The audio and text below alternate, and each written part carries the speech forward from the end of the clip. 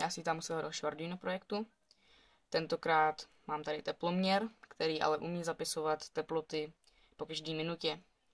Já jsem si nastavil, že to bude zapisovat po každé minutě, každopádně určitě by to šlo na každou hodinu, nebo na každou půl hodinu, to už je úplně jedno. Takže tady máme displej, který nám zobrazuje obyčejnou teplotu. Tady máme čidlo na tu teplotu.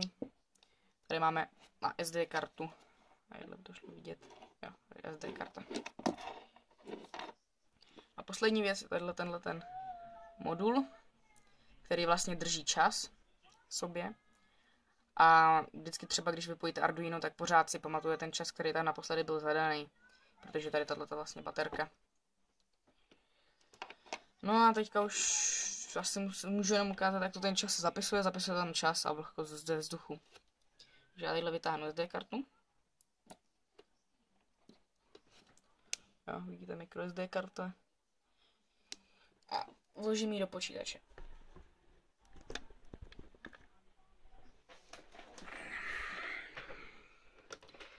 Čekám, až to zaostří.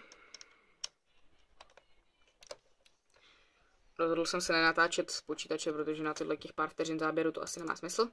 Takže tadyhle je dokument teplota, který Arduino prostě vytvořilo.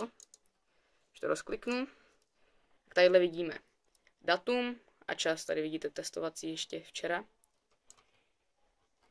A tady vidíme vlastně teďka nedávný. Tady jsem to zapl na začátku videa, tohleto 1916.